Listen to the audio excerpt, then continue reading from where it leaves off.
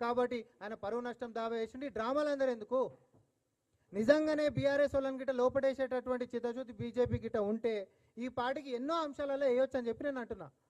అయితే అంశం ఎటు లేదు, వాళ్ళిద్దరు కలిసిరు కాబట్టి అది జరుగుతలేదు అనుకోవచ్చు. కానీ కుటుంబ సభ్యులు ఈరోజు పార్టీల ఆధిపత్యం కోసం ఏదైతే కొట్లాట నడుస్తూ ఉందో వాళ్ళు ఈ యొక్క దాన్ని అవకాశంగా తీసుకొని రేపు పొద్దున కేటీఆర్ని ఇరకాటంలో పెట్టేటటువంటి ప్రయత్నము వ్యూహము చాలా ముమ్మరంగా ముందుకు పోతా ఉన్నారని చెప్తా ఉన్నా.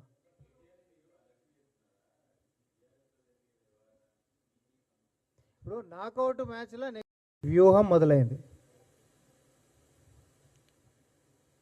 గతంలో హైదరాబాద్లో డ్రగ్స్కి సంబంధించినటువంటి సెలబ్రిటీలకు సంబంధించినటువంటి డ్రగ్స్ మ్యాటర్లో ఒక హీరోయిన్ ఇచ్చినటువంటి స్టేట్మెంట్లో కేటీఆర్ గారి పేరు ప్రస్తావనని ఈరోజు బీఆర్ఎస్ పార్టీలో ఆధిపత్య పోరు కోసం తాతాలాడుతున్నటువంటి ఒక టాల్ పర్సనాలిటీ ట్రబుల్ షూటర్లు మరి ఆ స్టేట్మెంట్లోని కేటీఆర్ పేరుని వాడుకొని నార్కోటిక్స్ కంట్రోల్ బ్యూరోలో కేటీఆర్ని ఇరికించేటటువంటి కుట్రలు చేస్తూ ఉన్నారు. కుటుంబంలో నాకౌట్ మ్యాచ్లో ఒకరు బయటికి వెళ్ళిపోయినరు, ఇంకొకరు మాత్రమే మిగిలిరు కాబట్టి వాళ్ళను కూడా బయటికి పంపించేసేటటువంటి వ్యూహాన్ని ఈరోజు బీఆర్ఎస్ పార్టీలో చాలా జాగ్రత్తగా ముందుకు సాగుతూ ఉన్నారు. అప్పటి కేసులో ఆ స్టేట్మెంట్లో ఉంటున్నటువంటి పేరుతోటి ఎప్పటికైనా భవిష్యత్తులో ఇరకాటంలో పెట్టొచ్చు అనేటటువంటి దురుద్దేశంతో తద్వారా రాజకీయ లబ్ధి పొంది ఆ పార్టీలో ఆధిపత్యానికి వచ్చి పార్టీ పగ్గాలు చేతబట్టాలనేటటువంటిది నెక్స్ట్ కాంపిటేటర్ అయినటువంటి టాల్ పర్సనాలిటీకి మాత్రమే ఉంటుంది. కాబట్టి ఈ కుట్రల పాపం ప్రపంచానికి తెలియకుండా చేస్తామని చెప్పి అనుకుంటున్నట్టు కానీ దురదృష్టవశాత్తు అన్ని విషయాలు బయటకు వస్తూనే ఉంటాయి. నాకు తెలిసి ఈ వేదిక మీదకించి మేము చెప్తున్నటువంటి దాంతో కేటీఆర్ గారికి కూడా తెలుస్తుందని మేము అనుకుంటా ఉన్నాం. వాళ్ళకు ఉంటున్నటువంటి అంతర్గత పోరుతోటి రేపొద్దున ఎప్పటికైనా కేటీఆర్ అనేటటువంటి వాడే పార్టీ పగ్గాలు చేతపడతాడు. అది జరగొద్దు అని అంటే కేటీఆర్ని గట్టిగా ఇరికించేటటువంటి ఒక వ్యవహారం ఉండాలి. కాబట్టి narcotics control bureau zonal office బెంగళూరులో ఉంటున్నటువంటి దాని దగ్గర వ్యూహం పన్నుతున్నది ఎవరు అనేటటువంటిది భవిష్యత్తులో మీరు అందరు కూడా చూస్తారు. ఇది ప్రజల ముందు మేము పెట్టదలుచుకున్నాం. ఈరోజు ఏదో కలిసిమెలిసి కొట్లాడుతున్నట్టుగా ఇంకోటి ఏదో అంతా కలివిడిగా లేకపోతే ఏకతాటి మీదకి వచ్చి కొట్లాడుతున్నట్టుగా వాళ్ళు చేస్తున్నటువంటి డ్రామాలంతా తెలంగాణ ప్రజలు భవిష్యత్తులో చూడబోతున్నారు. బీఆర్ఎస్ పార్టీ పతనమయ్యింది. ఇప్పుడు చీలికలు కూడా మొదలైపోయి ఒకరు చీలిపోయినరు. రానున్నటువంటి కాలంలో లెజిటిమేట్గా కేసీఆర్ కొడుకునే పక్కకు తన్నేసేటటువంటి వ్యూహం రచిస్తున్నటువంటి వారి యొక్క రాజకీయం ఏదైతే ఉందో దానికి సహకరిస్తున్నటువంటి నాయకులు ఎవరైతే ఉన్నారో బీజేపీలో ఉండి ఇదంతా భవిష్యత్తులో మనం చూడబోతున్నాం.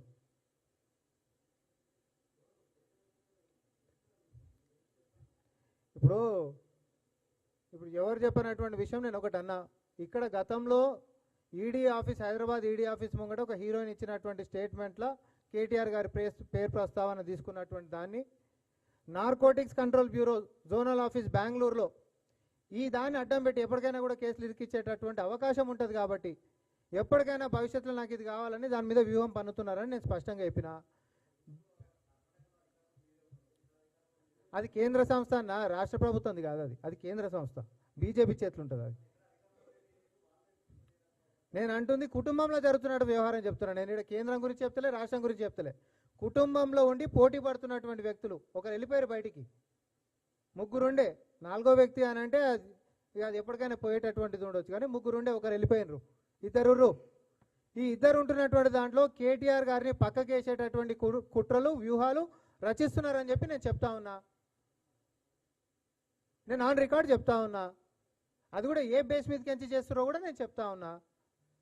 అది కేంద్రం కింద వచ్చేటటువంటిది, మరి ముఖ్యంగా హోమ్ అఫైర్స్ కింద వచ్చేటటువంటి విషయం. వీళ్ళు ఈడ ఏది పరువు నష్టం దావాలని లేకపోతే ఇంకోటని నోటీసులతోటి డ్రామాలు ఏందో నాకు అర్థమవుతలే. మరి నిజంగానే చిత్తశుద్ధి ఉంటే బీజేపీ దీని మీద లోతుగా విశ్లేషించి దాని మీద ప్రజలకు ముందుకు వచ్చి స్పందించాలి, దాని యొక్క వైఖరి ఏంటిది అనేటటువంటిది.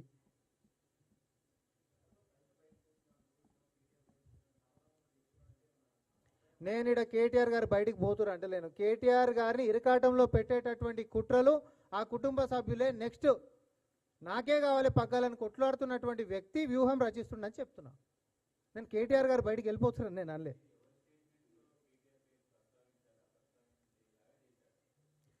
ఇది గతంలో ఆల్రెడీ ఆన్ రికార్డ్ ఉంటున్నటువంటి వ్యవహారం, ఆన్ రికార్డులో ఆల్రెడీ ఉన్నటువంటి వ్యవహారం. దాన్ని ఈరోజు అడ్వాంటేజ్ తీసుకొని దాని రాజకీయ లబ్ధి కోసం భవిష్యత్తు ప్రణాళిక ఎవరికైనా రాజకీయంగా ఏముంటుంది ఆ పేరుని రోజు వాడుకొని ఎప్పటికైనా బీజేపీతో ఎవరు సఖ్యతగా ముందుకు పోతే ఇద్దరిని ఇరకాటంలో పెట్టుకునేటటువంటి అంశాలు ఉన్నాయి. ఆ వీళ్ళ మీద సిబిఐలు అంటారో వీళ్ళ మీద ఎన్సీబీలు అని అంటారో. ముఖ్య నేత అంటే నేను బీజేపీ వాళ్ళు దీని మీద లోతుగా విశ్లేషించి వాళ్ళ యొక్క స్పందన చెప్పాలి. బయట బయట డ్రామాలు వద్దంటున్నా. బండి సంజయ్ గారు హోంశాఖ మంత్రులు, ఆయన కింద ఉంటున్నటువంటిది ఈ శాఖ నేను ఇప్పుడు చెప్పింది నార్కోటిక్స్ కంట్రోల్ బ్యూరో కూడా. ఆయన ఈడ ఉత్తగానే ఆయన నన్ను తిట్టిండు నేను ఈయన తిట్టినా కాబట్టి ఆయన పరువు నష్టం దావా వేసిండు. ఈ డ్రామాలు అందరూ ఎందుకు? నిజంగానే బీఆర్ఎస్ వాళ్ళని గిట్ట లోపడేసేటటువంటి చిత్తశుద్ధి బీజేపీ గిట్ట ఉంటే ఈ పార్టీకి ఎన్నో అంశాలలో వేయొచ్చు అని చెప్పి నేను అంటున్నా. అయితే అంశం ఎటు లేదు, వాళ్ళిద్దరు కలిసిరు కాబట్టి అది జరుగుతలేదు అనుకోవచ్చు. కానీ కుటుంబ సభ్యులు ఈరోజు పార్టీల ఆధిపత్యం కోసం ఏదైతే కొట్లాట నడుస్తూ ఉందో వాళ్ళు ఈ యొక్క దాన్ని అవకాశంగా తీసుకొని రేపు పొద్దున కేటీఆర్ని ఇరకాటంలో పెట్టేటటువంటి ప్రయత్నము వ్యూహము చాలా ముమ్మరంగా